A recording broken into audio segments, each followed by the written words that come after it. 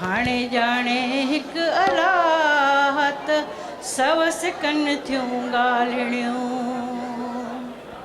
वेह न वञ हो मुंहिंजा मिठा, वेह न वञ तूं मुंहिंजा मिठा, हो अञा तोसां दिलि जूं ॻाल्हियूं करणियूं अथमि, हो अञा तोसां दिलि जूं ॻाल्हियूं करणियूं अथमि।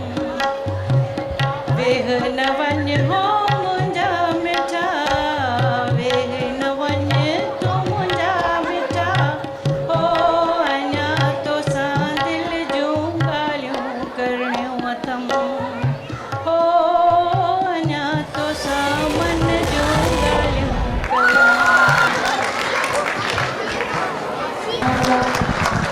भाइरों ऐं भेनरूं, Sindhi association of north America में काफ़ी अनमोल हीरा मोती मौजूदु आहिनि जेको पंहिंजी मेहनत, पंहिंजे जज़्बे, पंहिंजे शौक़ सां हिन कम्यूनिटी लाइ तमामु वॾो वॾो कमु करे रहिया आहिनि।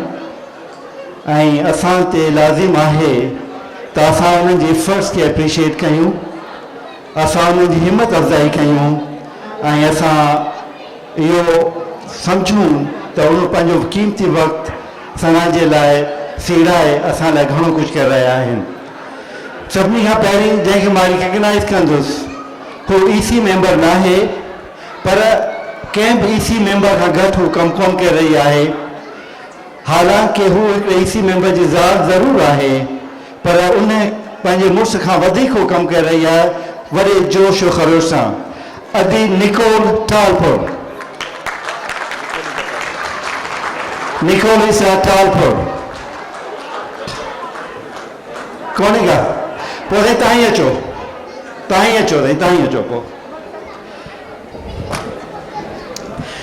सही है, हिकिड़ो नज़रानो आहे, हिकिड़ो अवॉर्ड आहे जो तव्हांजे लाइ असां पेश कयूं था अदी निकोल जे लाइ, तव्हांजे लाइ न आहे।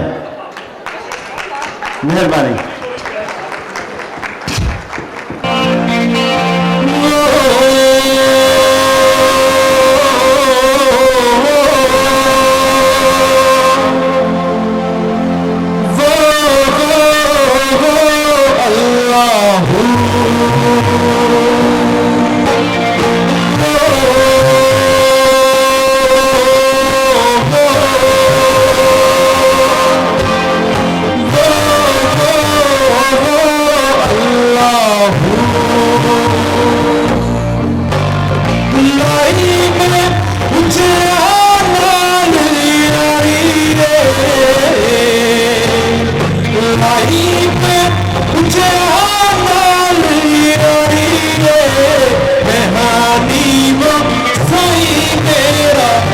Try